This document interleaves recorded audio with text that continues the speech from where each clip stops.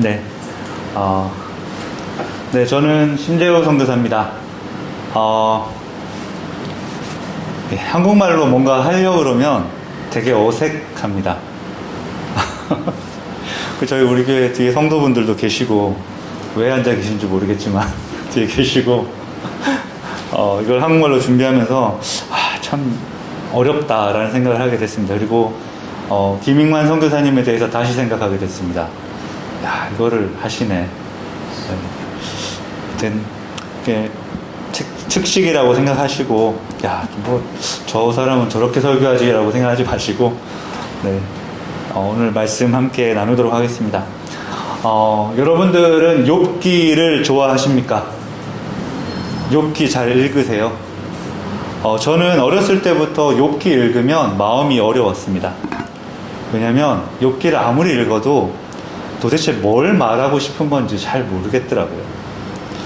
욥은 분명히 의인이라고 하나님께서 얘기하셨는데 왜 고난당하지? 그리고 하나님은 왜 욥한테 저런 고난을 허락하시는 걸까? 사탄은 누구지? 이러한저런 질문이 마음속에 들기 때문에 저는 욥기를 별로 좋아하지 않습니다. 근데 왜 하필 오늘 제가 욥기로 설교를 하고 있을까요? 네, 그거는 제가 요즘 묵상하는 본문이 욥기이기 때문입니다. 그래서 욥기도 막 특별히 1장이나 아니면 뭐 뒤에 38장이나 이렇게 하나님이 말씀하시는 부분이 아니라 그러니까 욥이 어려움을 당하고 있는 10장을 제가 준비를 했습니다. 여러분, 물론 이제 여기에 우리 애기들이 2명이 있지만, 애기들은 아니죠. 어린이들이 2명 있지만, 인생을 살아오면서 어려움을 여러분들 많이 당하시지 않습니까? 혹은, 물론 우리 두 친구는 별로 인생에 어려운 게 없죠. 저도 그 나이 때는 그랬습니다. 그래서 욥을 읽어도 진짜 뭐 어렵기만 하고 도대체 무슨 말 하는지도 모르겠고 그랬던 것 같습니다. 근데 제가 살아오면서 여러 가지 어려운 일들을 당하고 또 힘든 시간들을 많이 경험하면서 이제야 이 나이가 돼서 욥이 조금은 이해가 되는 것 같습니다. 욥은 얼마나 힘들었을까? 그리고 이전에 몰랐던 그런 감정들이 욥기를 읽으면서 느끼게 되는 것 같습니다. 뭐 그렇다고 해서 욥이 또 다 이해되는 건 아닙니다. 우리가 욥기를 읽기가 힘든 이유, 그리고 욥을 이해하기 힘든 이유는 아마도 욥기를 읽으면 읽을수록 내 마음속에 드는 바로 왜라는 질문 때문일 겁니다. 제가 눌렀어야 되는데 깜빡했네요. 자, 이게 욥입니다. 여기 욥이고 지금 이게 굉장히 순화된 사진을 찾아왔습니다. 왜냐면 사진 보면 막 욥이 피부병 걸려가지고 막 엄청 막 괴로운 사진들이 많았거든요. 이건 지금 여기 보면 뭐 피부병 이렇게 나오긴 하지만 굉장히 순화됐고, 이 친구들이 뭐 하고 있죠 지금? 손가락질하고 있죠. 이렇게 너 잘못했어, 너 죄지었잖아 라고 친구들이 와서 욥한테 손가락질하고 있죠. 그리고 옆에 이 사람은 누굽니까? 욥의 아내죠. 욥의 와이프입니다. 욥이 막 힘들어할 때 저 와이프가 뭐라 그랬죠? 야, 하나님 저주하고 죽어라. 네, 물론 이걸 굉장히 나쁘게 보는 사람도 있지만 그 아내가 오죽했으면 욥한테 그렇게까지 얘기했을까? 근데 이 사람이 바로 욥입니다.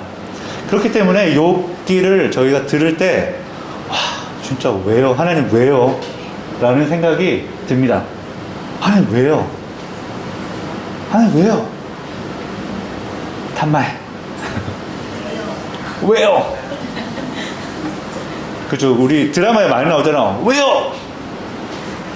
하나님 왜요? 그리고 욥의 인생을 보면서 계속 저한테 드는 질문이 그겁니다. 하나님 왜요? 저한테 왜 이러세요? 우리가 뭐 잘못했길래 하나님 저한테 이러시는 거예요? 왜요? 하나님한테 이렇게 얘기하십니다. 왜요? 턱 들고 이렇게 건방지게 왜요? 지난 1월 첫 주에 저한테도 비슷한 일이 있었습니다. 저희 교회를 함께 열심히 섬기고 있었던 한 자매가 주일 예배를 마치고 집으로 돌아가서 월요일 아침 8시쯤에 연락이 왔습니다. 자매가 갑자기 호흡이 멈췄어요. 기도해 주세요. 그 순간 제 안에 들었던 질문이 바로 그였습니다. 하나님 왜요? 하나님 왜 그 자매가 그렇게 하나님 사랑하고 열심히 교회 섬기던 자매가 29살밖에 안 됐거든요. 하나님 왜요?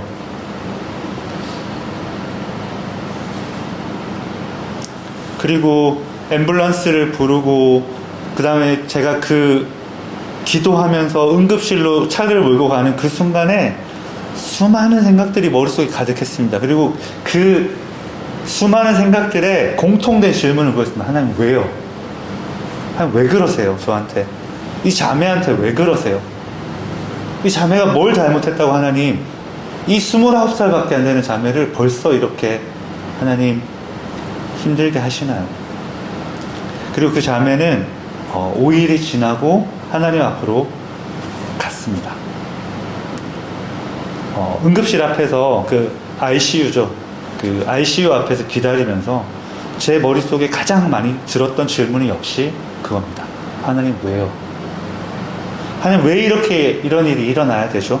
어제까지 우리랑 같이 예배 잘 드렸잖아요. 하나님 왜 이렇게 이 자매를 빨리 데려가셔야 되죠? 근데 하나님은 저한테 아무런 대답도 하지 않으셨습니다. 우리의 인생에 일어나는 수많은 일들에 대해서 우리는 사실 그 일의 원인이나 이유를 잘 모릅니다. 그렇기 때문에 하나님 앞에 우리는 우리의 인생에 이렇게 일어나는 고난과 슬픔들에 대해서 항변하게 됩니다. 하나님 왜요? 저처럼 또 이 욥처럼 말이죠. 아직 아니네요. 너무 빨리 넘겼습니다. 그리고 우리가 하나님한테 항변하는 가장 중요한 이유는 아마 이걸 겁니다. 하나님, 내가 이런 일을 경험할 만큼 나쁘게 살지 않았어요. 나는 교회도 매주 나갔고요. 헌금도 열심히 했고요. 선교사로서 또 열심히 섬겼어요. 하나님, 왜요? 내가 이런 일을 당하는 건 너무 불공평합니다. 오늘 본문은, 이 10장 본문은 욥기의 긴 내용 중에서 욥의 친구들이 와서 위로를 해주고 이 빌닷이라는 친구가 처음으로 이 욥에게 충고를 해줍니다. 충고라고 읽고 정죄라고 충고라고 쓰고 정죄라고 읽습니다. 그렇지만 이 욥에게 친구들이 와서 위로해주고 격려해주고 했지만 이 빌닷의 8장에 등장하는 빌닷의 충고를 요약하면 아마도 다음과 같을 겁니다. 하나님은 언제나 완전하시고 원인 없는 결과는 없는데 너의 삶에 이런 고통스러운 일이 생긴 거는 네 죄 때문이야. 그러니까 너 회개해. 얼마나 이 얘기를 들은 욥이 화가 났을까요? 왜냐하면 여러분 욥이 어떤 사람인지 아세요? 우리 어린이들 욥 어떤 사람입니까? 많은 사람. 돈 많은 사람. 뭐가 많은 사람? 돈 많은 사람. 이걸 이렇게 대답할 수가 있군요. 고마워요. 자, 욥은 굉장히 의로운 사람이었습니다. 자, 여기 5절입니다. 5절 우리 함께 읽어볼게요. 네, 태국어로 읽으셔도 상관없고요. 5절 함께 읽습니다. 시작. 그들이 차례대로 잔치를 끝내면 욥이 그들을 불러다가 성결하게 하되 아침에 일어나서 그들의 명수대로 번제를 드렸으니 이는 욥이 말하기를 혹시 내 아들들이 죄를 범하여 마음으로 하나님을 욕되게 하였을까 함이라. 욥의 행위가 항상 이러하였더라. 자, 자기가 아니고 자기 애들이죠. 저도 애가 셋인데요. 이 놈들이 죄송합니다. 이 놈들이 아주 나쁜 놈들이에요. 맨날 싸웁니다. 자기들끼리 맨날 싸워요. 맨날 치고받고 싸우고 화내고 소리 지르고 그러면 제 마음이 가끔 그렇습니다. 이것들 어디다 두고 올까? 근데 이 욥이 어땠습니까? 혹시나 자기 아들들이 자기 자녀들이 하나님 앞에 죄를 범하였을지 모르니까 다음날 제사를 지내는 겁니다. 하나님 얘들 좀 용서해 주세요. 근데 실제로 잘못을 했는지 안 했는지는 몰라요. 근데 하나님 혹시 잘못했을지 모르니까 얘들 용서해 주세요라고 제사를 지내죠. 근데 보면 욥의 행위가 항상 이러했다고 얘기해요. 욥이 항상 그런 거예요. 우리 애들이 잘못될까, 우리 애들이 혹시 하나님 앞에 죄 지었을까봐 열심히 제사를 드리죠. 그리고 이 말씀 제가 안 났나요? 죄송합니다. 말씀이 빠져있네요. 예. 그리고 이 1장에 보면은 하나님도 욥을 의인으로 인정해 줍니다. 8절에 보면은 여호와께서 사탄에게 이르시되 내가 내 종 욥을 주의하여 보았느냐, 그와 같이 온전하고 정직하여 하나님을 경외하며 악에서 떠난 자는 세상에 없느니라. 하나님께서 인정하죠. 야, 욥 의인이야. 니들이 어떻게 생각하든지 상관없이 욥은 의인이야. 권차 없다. 욥은 의인이야. 그러니까 욥은 자기가 생각했을 때 어떻겠습니까? 난 잘못한 거 없어. 하나님 저한테 왜 그러세요? 하나님 저 잘못한 거 없는데요. 우리 애들이 죄 지을까봐 맨날 제사 드렸고요. 하나님도 아시겠지만 저 의인이잖아요. 라고 생각할 만큼 욥은 굉장히 착하게 살았어요. 그렇기 때문에 지금 이 고난의 시간은 욥에게 굉장히 수많은 질문들이 들 수밖에 없어요. 하나님 왜요? 하나님 저한테 왜 이러세요? 그리고 친구들이라는 것들이 와서 욥한테 그런 겁니다. 너 회개해야 돼. 잘못 안 했는데 어떻게 이런 일이 생겨? 회개해. 흔히 말하면 빡치는 상황이죠. 친구들은 오해하고 자녀들은 다 죽었고 자기의 몸은 막 종기들이 생겨서 막 너무 간지러워서 거의 미칠 것 같은 그런 상황. 그렇게 첫 번째 빌달이라는 친구가 욥에게 충고하죠. 이제 그 다음이 욥의 대답입니다. 욥이 세 가지를 하나님 앞에 구합니다. 세 가지를 하나님 앞에 얘기해요. 이 10장 1절에서 10장 전체에서요. 첫 번째 욥이 하나님한테 구하는 건 그겁니다. 내게 알게 하소서. 하나님 저한테 좀 알게 해주세요. 왜요? 이 왜라는 질문에 하나님 대답 좀 해주세요. 1절을 이렇게 말합니다. 욥이 대답하여 이르되 진실로 내가 이 일이 그런 줄 알거니와 인생이 어찌 하나님 앞에 의로우랴. 처음에는 욥이 이렇게 굉장히 공손하게 나갑니다. 우리 다 죄인이에요. 그 누구도 의로울 수 없어요 라고 얘기하죠. 그쵸? 근데 욥이 욥이 이렇게 얘기하는 이유는 만약에 우리가 아무도 하나님 앞에 의로울 수 없다면은 지금 생긴 그의 고난도, 지금 생긴 그의 고통스러운 상황도 그럴 수 있는 거죠. 왜냐면 우리가 죄 지었으니까. 죄 때문에 이러한 일이 생긴 거니까. 그쵸? 근데 욥이 이 9장 1절 2절에서 이렇게 대답하지만 10장으로 가면 그 대답의 분위기가 달라집니다. 왜냐하면 욥이 느끼기에도 억울합니다. 하나님 왜요? 저 잘못 안 했어요. 저 이런 고난을 당할 만큼 잘못하지 않았어요. 근데 욥의 이런 반응이 사실 우리의 반응입니다. 제가 지난 1월에 하나님한테 그렇게 얘기했죠. 하나님 왜요? 하나님 이 자매가 얼마나 하나님 열심히 섬겼어요. 이 자매가 얼마나 열심히 다른 사람들을 사랑했어요. 얼마나 교회를 사랑했습니까? 하나님 왜요?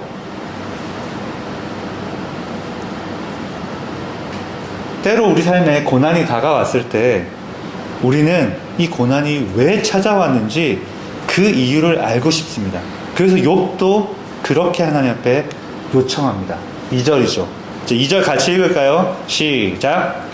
내가 하나님께 아뢰오리니 나를 정죄하지 마옵시고 무슨 까닭으로 나와 더불어 변론하는지 내게 알게 하옵소서. 하나님 왜요? 나 좀 알게 해주세요. 이유 좀 알게 해주세요. 고난을 당하더라도 제발 좀 알게 해주세요. 욥이 이렇게 우리를 대표해서 외쳤지만 아마 이게 우리 마음일 겁니다. 우리는 정말 왜 이런 어려움을 당하는지 제발 그 이유라도 알면 좀 쉬울 것 같은 거죠. 정말 이해라도 되면, 이유라도 알면 조금은 이 고난의 시간을 걸어가는 게 쉬울 것 같기 때문에 우리는 하나님 앞에 이렇게 항변합니다. 욥은 정말 알고 싶었습니다. 도대체 내가 하나님 앞에서 어떻게 정직하게, 어떻게 거룩하게 살았는데 내가 이런 고난을 겪게 되는지 하나님 도대체 나한테 이유라도 좀 말씀해 주세요. 그럼 내가 조금이라도 나을 것 같아요. 그래서 외칩니다. 하나님 내게 알게 하소서. 우리가 아까 전에 읽었지만 우리 욥의 인생을 우리가 알고 있죠. 그가 그런 어려움을 당할 만한 이유가 있었습니까? 그는 당대에 의로운 사람이었어요. 의인이었어요. 의인. 그와 같은 사람이 없었습니다. 하나님도 인정하시지 않았어요? 야, 이런 애가 없어. 너무 억울하죠, 욥은. 너무 화가 납니다. 알고 싶어요. 근데 욥기가 끝날 때까지 하나님은 욥에게 그 이유를 말씀해 주시 않으십니다. 와, 열받습니다. 제 삶에 수많은 어려움들을 경험했다고 아까 말씀드렸죠. 근데 하나님 한 번도 왜인지 얘기를 안 해주시는 거예요. 너무 열이 받는 거예요. 하나님 얘기라도 해주시면 내가 쉬울 것 같은데 왜 얘기 안 해주시죠? 우리의 인생이 참 어려워요. 힘든 일이 계속 일어납니다. 고난도 자꾸 찾아와요. 그리고 도대체 저 사람은 나한테 왜 저러는지 모르겠어요. 그래서 우리는 하나님께 묻습니다. 하나님 왜요? 좀 알게 해주세요. 말씀해 주세요. 그러나 하나님은 우리의 왜라는 질문에 결코 대답해 주지 않으십니다. 욥에게 하셨던 것처럼. 하나님이 아무런 대답을 하지 않을 때 우리는 인생이 불공평하게 느껴집니다. 그리고 하나님이 정말 신실하신지 질문이 생깁니다. 그리고 때로는 하나님 진짜 살아계신 거 맞아? 하나님 진짜 계신 거야? 라는 하나님의 존재에 대한 질문으로도 가끔은 이어집니다. 왜 거룩하신 하나님께서 살아계신데 이 땅은 이렇게 악과 불의로 가득 차 있는 거지? 라는 질문도 듭니다. 그런데 우리가 그렇게 외칠 때 하나님은 결코 대답하지 않으십니다. 제가 너무너무 많이 고민해 봤습니다. 하나님 왜 대답 안 하시죠? 하나님 왜 이유를 알려주시지 않으시죠? 정말 잘 모르겠어요. 근데 제가 생각하는 대답은 이겁니다. 왜냐하면 우리가 혹 하나님의 대답을 듣더라도 이 일을 결코 이해할 수 없기 때문입니다. 우리의 작은 머리로 이 온 우주를 창조하신 하나님의 계획에 조그만 조각의 일부를 듣는다고 해서 이해하지 못하는 것과 동일합니다. 자, 여러분, 이 피스 어디 건지 아시겠습니까? 이 천조각 퍼즐에서. 어디 건지 아시겠어요? 하나님이 지금 우리의 고난에 어떤 대답을 해주신다고 했을 때, 자, 우리 인생의 이 수많은 퍼즐들 중에 요거 하나입니다. 그럼 우리 이거 이해할 수 있겠습니까? 어딘지, 무슨 뜻인지. 이 하나님의 큰 그림 우리가 알 수 있을까요? 모릅니다. 모르죠. 천조각 퍼즐에서 요 한 조각만 보고는 이게 무엇을 의미하는지, 무엇을 이야기하는지, 전체 그림에서 어떤 역할을 하는지 우리는 다 알지 못하는 것과 동일합니다. 그리고 때때로 우리가 이 조각을 오해하게 되면 이 전체 그림을 다 맞출 수도 없습니다. 아마 그래서 하나님께서 우리가 오해하지 않도록 말씀해 주시지 않는 게 아닐까 저는 생각합니다. 저는 우주를 굉장히 좋아합니다. 여러분 우주 좋아하십니까? 그래서 저는 쉬는 시간에 우주에 대한 유튜브를 찾아봅니다. 근데 우주에 대해서 듣다가 보면은 정말 답답합니다. 이해가 안 됩니다. 여러분 우주가 얼마나 큰지 아십니까? 네, 빛은 우주 전체에서 가장 빠른 물질입니다. 1초에 약 30만 킬로미터를 갑니다. 네, 이게 지금 빛의 속도예요. 지구에서 달까지 빛이 가면은 이렇게 빨리 왔다 갔다 하는 겁니다. 예. 1점 몇 초라고 하더라고요. 지금 제가 기록은 안 해놨는데 1점 몇 초 걸린답니다. 그러니까 우리가 보는 달은 1점 몇 초 전의 달인 거죠. 감이 안 잡히죠? 너는 말을 해라. 나는 도저히 이해가 안 된다. 이런 표정이신데. 네. 자, 이 빛이 우주에서 가장 빠른 존재인데 이 빛으로 달까지 가도 1점 몇 초가 걸리는 거죠. 자. 1.3초네요. 그렇죠? 달까지. 그리고 지구에서 태양까지는 8.3초가 걸립니다. 그러니까 우리가 보는 태양은 8.3초 전의 태양이에요. 만약에 지금 당장 태양이 뻥 터져버려도 우리는 8.3초 동안 모르는 거예요. 왜냐면 빛이 오는데 8.3초가 걸리기 때문에 그런 거예요. 자, 자, 이제 우주의 크기가 가늠이 되십니까? 자, 요건 아무것도 아니에요. 자, 지구에서 가장 가까운 별인 알파 센타우리라는 별이 있습니다. 4.4광년입니다. 예, 4.4광년이란 건 무슨 말이냐면, 자, 우리는 4.3년 전에 이 별을 보고 있는 거예요. 자, 빛으로 와도 그만큼, 지금 우리가 여기 가려면, 그러니까 몇 천만 년 걸리는 거죠. 예, 그쵸? 예, 그리고, 자, 우리가 좋아하는 안드로메다 은하죠. 자, 갤럭시 안드로메다죠. 이까지 가는 데는, 예, 250만 년이 걸립니다. 빛으로 갔을 때. 그리고 이 안에는 태양 같은 별이 1조개가 있다고 합니다. 아, 지금, 예, 정신 가출했죠, 벌써. 예. 이 안에 별이, 요런 태양이 1조개가 있다고 합니다. 1조가 태국말로 뭐죠? 10란인가요?ไม่แน่ใจแต่เยอะ เยอะมาก เยอะมากปวดหัวใช่ไหมยังไงก็ตามก็มีเอาก็เยอะมากแล้วใช่ 그런데 이게 우주 전체가 아니고 우주의 일부, 이게 요런 은하인 거죠. 자, 요런 은하가 요 점같이 생긴 게 다 은하예요. 근데 이게 우주의 전체에 있는 은하가 아니라 우리가 이제 그 뭐죠? 그 엄청나게 좋은 망원경에는 뭐죠? 아, 갑자기 이름이 안 나네요. 허블 말고 요즘 제임스 웹으로 요만큼 봤을 때 나오는 그 은하의 개수가 이만큼이래요. 그러니까 우주 전체로는 우리가 관측 가능한 우주에만 약 1억 7천억 개가 있답니다.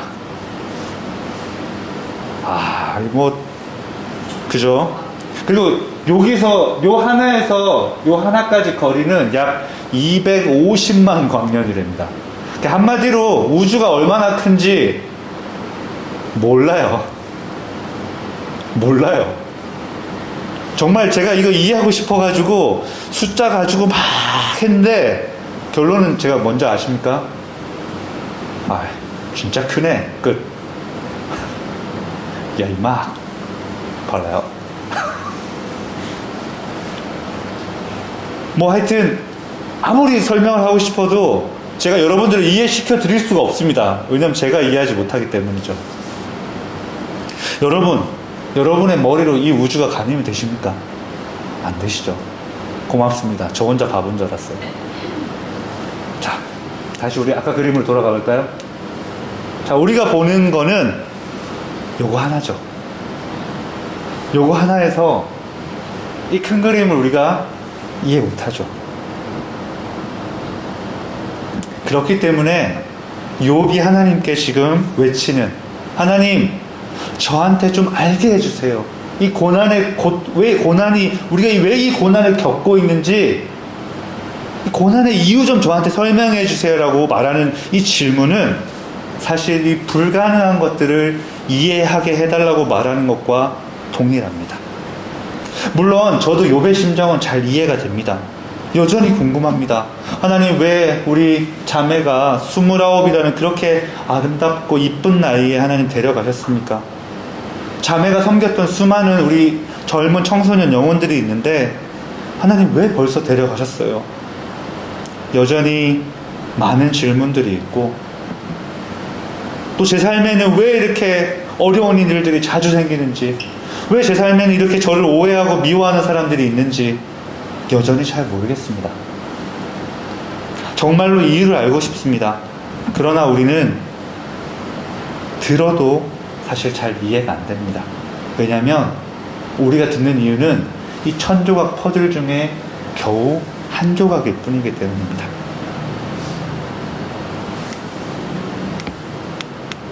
안 넘어가죠, 갑자기? 네, 파워포인트를 눌러주세요. 그래야 넘어갑니다. 됐죠? 네, 됐습니다. 고맙습니다. 네.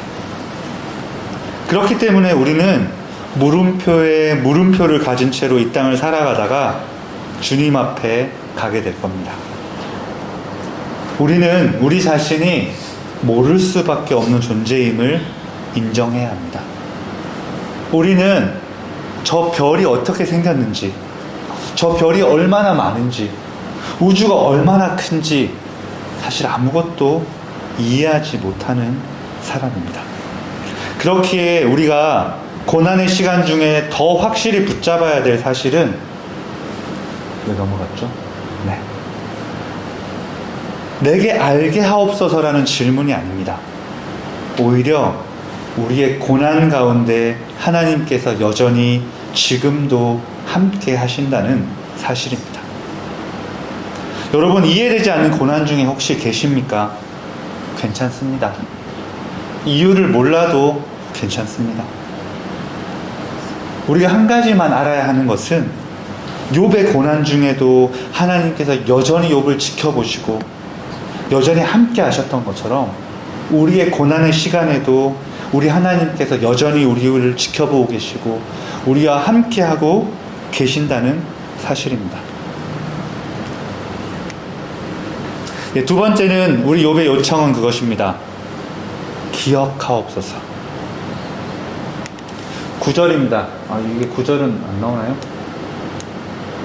9절은 제가 안 넣었나 보네. 9절에서 욥은 이렇게 고백합니다. 기억하옵소서.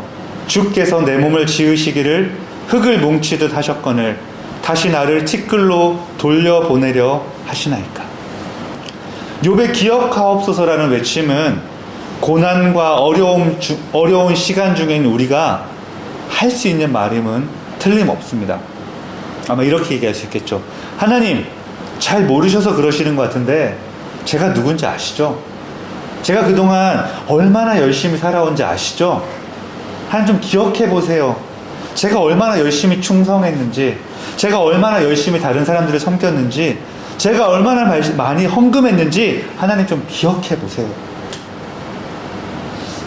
이 기억하옵소서라는 표현은 결국 우리의 행위와 우리의 의로움을 주장하는 말일 것입니다. 특별히 욥의 시대는 이 권선징악이라고 생각하는 이 사고로 대표되는 생각들을 사람들이 공유하고 있었습니다. 자, 권선징악 우리 어린이들 아시나요? 알죠? 여기 밑에 설명 나오죠? 착한 일을 하면 뭐죠? 뭘 받죠? 자, 복을 받는 거죠. 그 나쁜 일을 하면 벌 받는 거죠. 그 얘기는 뭐냐면 의인은 고통을 당할 수가 없다는 거예요. 욥이 왜 하나님 앞에 질문합니까? 하나님 저 좀 기억해 주세요. 제가 뭐 했는지 기억해 주세요. 제가 우리 아이들을 위해서 어떻게 제사 지냈는지 하나님 기억해 주세요. 왜 그렇게 얘기합니까? 나는 고난을 받을 잘못을 한 적이 없습니다 라는 거죠. 이 시대에 있어서 선을 행하였다면 당연히 고통받으면 안 되는 겁니다. 의인은 당연히 복받고 건강 누리고 잘 살아야 되는 거죠. 벌받고 아프고 고통당하는 것은 악인이 당해야 되는 겁니다. 의인은 결코 그런 일을 당하면 안 돼요. 욥은 스스로가 자기를 의인이라고 여겼습니다. 그의 인생을 보면 그럴만하죠.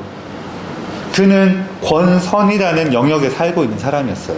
징악은 자기와 관계없는 거였죠. 그렇기 때문에 욥은 하나님한테 요청하고 있는 겁니다. 하나님, 제 행위를 좀 기억해 주세요. 저는 이런 일을 당할 사람이 아니에요. 저는 악인이 아닙니다, 하나님.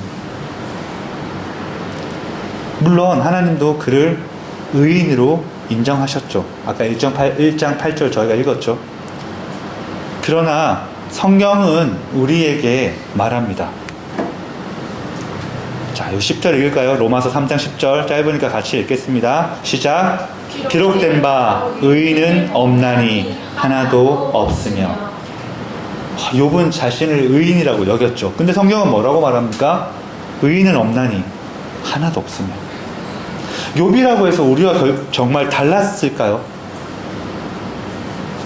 우리가 어떻게 드러나는 죄는 우리가 컨트롤할 수 있죠. 그렇죠? 우리의 행위는 컨트롤할 수 있죠. 오늘은 우리 형이랑 싸웠지만 내일은 형이랑 안 싸울 수 있죠. 그렇죠? 아니, 그렇다고요. 네.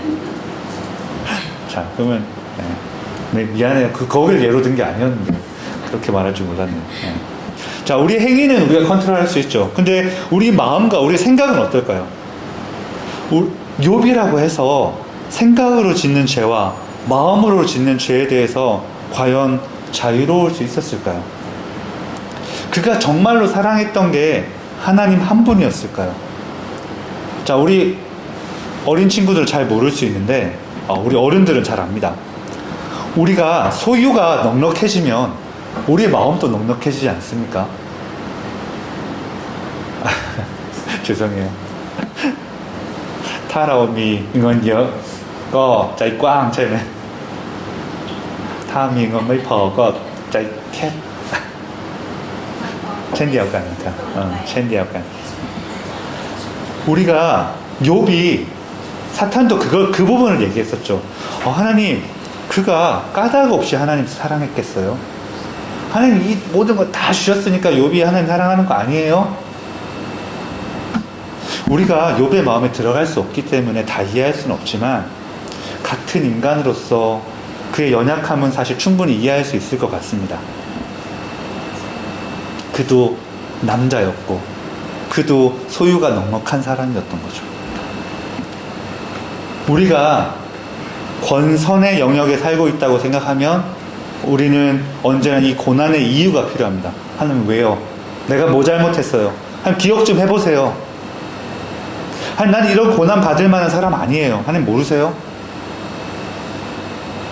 그리고 까닭 없이 우리 삶에 오는 고난을 정말 이해할 수가 없기 때문에 얼마나 억울한 마음이 듭니까? 그러나 우리는 로마서 3장 23절에서 지적하는 대로 하나님의 영광에 이르지 못하는 죄인일 뿐입니다. 동의하든 동의하지 않든 우리는 죄인입니다. 사랑하는 형제자매 여러분, 우리는 권선의 영역에 살고 있는 사람이 결코 아닙니다. 오히려 우리는 그 징악 파트에 살고 있는 사람일 뿐입니다. 내가 얼마나 죄인인지를 이해할 때 우리는 그제서야 하나님의 은혜를 만나게 됩니다. 우리가 얼마나 죄인인지 우리가 기억할 때 우리가 과연 하나님 앞에 용감하게 하나님 제 삶을 좀 기억해 주세요라고 외칠 수가 있겠습니까? 내가 어떤 사람인지 내가 내 안에 아무런 선함이 없다는 것 사실 우리 스스로가 가장 잘 알고 있지 않습니까? 가끔 저희 집에 아이들과의 다툼이 생길 때가 있습니다. 끝까지 우깁니다. 끝까지 싸웁니다. 제가 저랬어. 오빠가 저랬어. 나는 안 그랬어. 이렇게 말하면 누군지 벌써 다 나오네요. 끝까지 싸우게 되면 아이들이 얘기합니다. 아빠 CCTV 돌려보자. 저희 집에 그 CCTV가 있거든요. 그런 용도가 아닌데 CCTV가 있습니다. 그럼 애들이 끝까지 막 싸우면서 얘기합니다. 아빠 CCTV 돌려봐. 나는 안 그랬어. CCTV를 돌려보면 어떻게 될까요? 누가 무슨 말을 했는지 누가 무슨 행동을 했는지 다 나옵니다. 그러면 그 누군가는 부끄러워지죠. 근데 사실은 끝까지 돌려보면 사실 둘 다 부끄러워지더라고요. 여러분, 하나님께서 우리의 삶을 사실 다 보고 계시죠. 천국에 가면 우리 삶의 CCTV가 막 돌겠죠, 이렇게. 그때 얼마나 부끄러울까요? 근데 심지어 그 CCTV에는 우리가 한 말과 행동만 나오는 게 아니죠. 우리 생각도 나오죠. 와, 내가 무슨 생각하는지 다 나오죠. 그때 우리가 얘기할 수 있겠습니까? 하나님한테. 하나님 기억해 주세요. 하나님 내가 어떻게 했는지, 내가 뭐 했는지, 내가 이런 거 잘한 것 좀 기억해 주세요라고 우리가 과연 말할 수 있겠습니까? 그 외침은, 하나님 기억해 주세요라고 말하는 그 외침은 오히려 더 깊은 수치와 부끄러움일 수밖에 없을 것입니다. 우리가 외쳐야 할 말은 하나님 나를 기억해 주세요가 아니라 오히려 하나님 나를 불쌍히 여겨주세요 일 것입니다. 세 번째 욥의 외침은 그렇습니다. 20절이죠. 나를 내버려 두사 잠시나마 평안하게 하시되. 이게 아직 아니죠. 그쵸? 이렇게 다니거든요. 하나님 저 너무 힘들어요. 제발 좀 그냥 두세요. 영어로 그렇죠. Leave me alone. 나 좀 내버려둬. 얼마나 욥이 지금 화가 나면 이 힘들고 아프고 막 그러면 욥이 얘기하죠. 하나님 저 좀 내버려 두세요. 여기는 성경은 이렇게 썼죠. 나를 버려두사 잠시나마 평안하게 하시되. 근데 욥의 억양이 어땠을까요? 막 거룩하게 하나님 저 좀 내버려 두세요. 막 이렇게 했을까요? 아니죠. 하나님 저 좀 제발 이렇게 화를 내지 않았을까요? 하나님 저 잘못 안 했으니까 제발 고난 좀 멈춰주세요 라고 욥이 얘기했을 겁니다.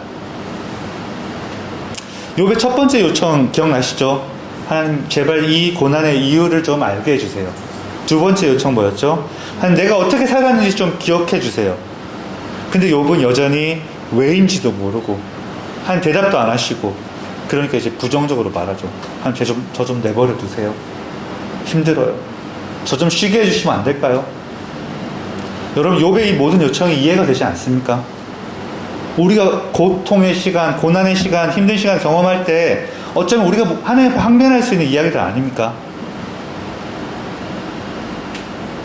그리고 사실 이 세 가지 이 요청은 제가 지난 저희 교회 자매가 ICU에 누워있을 때 제가 다 했던 겁니다. 그래서 저는 이 요청들이 사실 너무 잘 이해가 됐어요. 그런데 하나님께서는 욥의 요청에 어떤 것도 대답하지 않으셨습니다.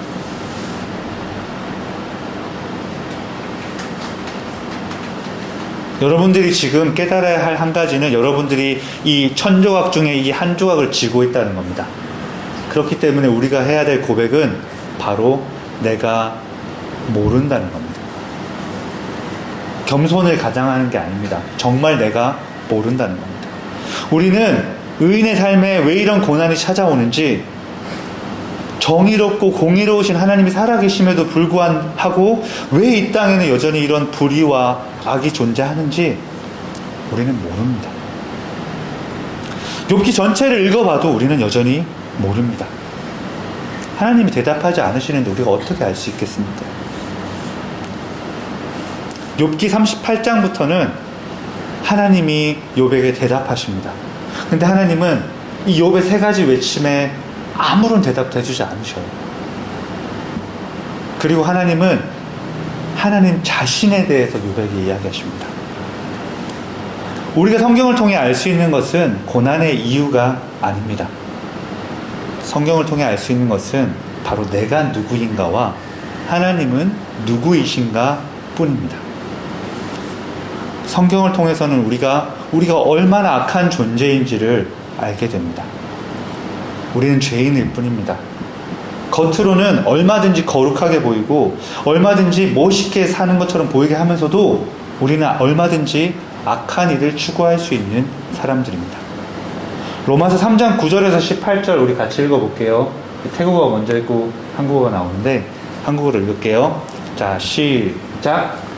그러면 어떠하냐? 우리는 나으냐? 결코 아니라. 유대인이나 헬라인이나 다 죄 아래에 있다고 우리는 이미 선언하였느니라. 기록된 바 의인은 없나니 하나도 없으며 깨닫는 자도 없고 하나님을 찾는 자도 없고 다 치우쳐 함께 무익하게 되고 선을 행하는 자는 없나니 하나도 없도다. 그들의 목구멍은 열린 무덤이요 그 혀로는 속임을 일삼으며 그 입술에는 독사의 독이 있고 그 입에는 저주와 악독이 가득하고 그 발은 피 흘리는 데 빠른지라. 파멸과 고생이 그 길에 있어 평강의 길을 알지 못하였고 그들의 눈앞에는 하나님을 두려움이 없느니라 함과 같으니라. 아멘. 네, 바울의 이 선언은 우리 인간의 삶을 너무 잘 묘사하고 있죠. 우리가 얼마나 악한 존재입니까? 우리가 얼마나 남들 앞에서는 좋게 보이면서 얼마나 악한 존재입니까? 우리는 굉장히 제한된 지식만을 가지고 있습니다. 그래서 우리 삶에 일어나는 대부분의 일들을 사실 잘 이해하지 못합니다. 그러면 우리가 이런 악한 존재라면 성경은 하나님을 어떤 분으로 말씀하고 있습니까? 시간이 많으면 욥기 38 여전히 나에게 가장 좋은 것을 주시는 분이시라는 겁니다. 네, 제가 금요일날 페이스북에서 본 팀 켈러 목사님의 말입니다. 만약 우리 삶에 일어나는 일들을 결코 이해할 수 없다는 것입니다. 지금 욥기의 주제는 고난과 어려움이긴 한데 여러분들 고난과 어려움만 생각하지 마십시오. 우리 삶에 일어나는 성공과 기쁨도 사실 마찬가지입니다. 여러분들 삶에 일어나는 것들, 여러분 누리고 있는 것을 한번 생각해 보십시오. 내가 잘해서, 내가 선하게 살아서 이 행복과 이 성공들이 일어났습니까? 내가 뛰어나고 내가 착하게 살았기 때문에 사업에 성공하고 좋은 직장에 취업한다고 우리가 말할 수 있습니까? 고난과 고통의 영역뿐만 아니라 우리 삶에 일어나는 기쁨과 행복의 영역도 또한 마찬가지입니다. 우리는 이 일이 내 삶에 왜 일어났는지 알지 못합니다. 우리는 내 삶에 일어나는 일들을 해야 될 지혜가 없습니다. 욥이 지혜로운 척 이유를 묻고 내가 한 일을 기억해달라고 하나님께 당당하게 말하지만 우리가 선해서, 우리가 착하게 살아서, 우리가 착한 일을 행했기 때문에 받은 것은 아무것도 없습니다. 우리는 하나님의 은혜로 모든 것을 받았고 그렇기 때문에 우리는 우리 삶에 일어나는 일들을 조금 더 이해하지 못합니다. 그렇기 때문에 우리 삶에 일어나는 이해되지 못하는 일들과 고통에도 불구하고 여전히 우리가 이 시간을 걸어갈 수 있는 일은 이게 벌써 나오면 안 됩니다. 어떻게 나가요? 이게 먼저 나가요? 네, 우리가 해야 되는 것은 우리가 믿는 하나님은 나의 이 고통의 시간 속에서도 나의 이 어려움의 시간 속에서도 여전히 선하시다는 것입니다. 여전히 나에게 가장 좋은 것을 주시는 분이시라는 겁니다. 네, 제가 금요일날 페이스북에서 본 팀 켈러 목사님의 말입니다. 만약 하나님의 말씀이 인격적이고 실제적인 그분의 임재라면 우리가 하나님의 말씀을 믿고 신뢰한다는 것은 결국 하나님을 믿고 신뢰한다는 것입니다. 여러분, 이해되지 않고 고통의 이유를 알 수 없는 이 세상에서 우리가 무엇을 믿고 신뢰할 수 있겠습니까? 우리의 한정적인 경험입니까? 아니면 내가 지혜롭게 여긴 어떤 그 사람입니까? 아니면 어떤 유력한 정보입니까? 그것도 아니라면 내 은행의 돈과 잔고입니까? 여러분, 무엇을 믿고 신뢰하고 살아가고 계십니까? 우리가 믿고 신뢰할 것은 오직 변하지 않는 영원하신 하나님의 말씀뿐입니다. 우리 팀 켈러 목사님 말씀처럼 하나님의 말씀을 믿고 신뢰한다는 것은 바로 살아계신 하나님을 믿고 신뢰한다는 것입니다. 성경은 우리에게 하나님 이렇게 소개합니다. 자, 우리 같이 읽을게요. 시편 103편 8절입니다. 시작. 여호와는 긍휼이 많으시고 은혜로우시며 노하기를 더디하시고 인자하시 풍부하시도다. 하나님 어떤 분이시죠? 이런 분이시죠? 선하시고 은혜로우시고 긍휼이 많으시고 노하기를 더디하시죠. 자, 시편 106편 1장입니다. 자, 다시 읽을게요. 시작. 할렐루야. 여호와께 감사하라. 그는 선하시며 그 인자하심이 영원합니다. 자, 역대상 16장 34절입니다. 읽을게요. 시작. 여호와께 감사하라. 그는 선하시며 그 인자하심이 영원합니다. 예레미야 예가 3장 25절입니다. 시작. 기다리는 자들에게나 구하는 영혼들에게 여호와는 선하시다. 디모데전서 4장 4절이에요. 읽을게요. 시작. 하나님께서 지으신 모든 것이 선함에 감사함으로 받으면 거둘 것이 없나니. 성경의 구약, 신약이 한결같이 증거하는 것이 뭡니까? 여호와께서 선하시다는 거죠. 하나님 선하시죠. 우리가 이해가 되고 이해가 되지 않고 차원이 아니라 하나님은 선하시죠. 예레미야 29장 11절에서 이렇게 말합니다. 자, 다시 읽을게요. 시작. 여호와의 말씀이니라. 너희를 향한 나의 생각을 내가 아나니 평안이요 재앙이 아니니라. 너희에게 미래와 희망을 주는 것입니다. 우리가 이 하나님을 진짜로 믿는다면 우리가 해야 할 일은 고난과 어려움의 시간 가운데 하나님께 우리의 고난의 이유를 요구하거나 이해되지 않는 일들 때문에 하나님께 화를 내거나 하나님 제가 뭘 했는지 좀 기억해 주세요라고 나의 행위를 요청하고 혹은 마지막으로 하나님 나 좀 내버려 두세요 라고 말하는 것이 아니라 그저 이 선하신 하나님을 신뢰하며 하나님과 함께 걸어가는 것일 것입니다. 왜냐하면 우리 하나님은 선하시기 때문입니다. 하나님의 선하심이 이 땅에서 다 보이지 않을 수 있습니다. 때로는 하나님의 선하심이 다 믿어지지 않을 수도 있고 하나님의 선하심이 오해되어 다르게 보일 수도 있습니다. 또 잘 이해되지 않기 때문에 지금은 답답하고 짜증이 날 수도 있습니다. 그러나 우리는 알고 있습니다. 여호와께 감사하라. 그 선하시며 그는 선하시며 그 인자하심이 영원합니다. 아직 아니에요. 우리 하나님 선하십니다.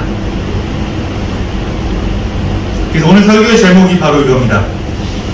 우리는 다 알기 때문에 걸어가는 것이 아니라 그분의 선하심을 믿기 때문에 걸어갑니다. 지금 우리 삶에 일어나는 삶의 어떤 이유들을 알기 때문에 그것이 이해되기 때문에 지금 이 오늘을 우리가 걸어가는 것이 아닙니다. 우리가 오늘을 걸어갈 수 있는 이유는 바로 그분이 여전히 선하시기 때문입니다. 그분이 여전히 선하시기 때문에 우리는 믿음으로 우리의 한 걸음 한 걸음을 내딛을 수 있는 것입니다. 고난의 시간 중에 혹시 있으십니까? 여전히 이해되지 않고 하나님 앞에 항변하고 싶은 것들이 너무나도 많으실 수 있습니다. 그러나 우리가 지금 이 시간 신뢰해야 할 것은 우리 말씀이 증거하는 대로 하나님께서 여전히 선하시다는 것입니다. 여러분 다 알기 때문에 걸어가지 않으시길 바랍니다.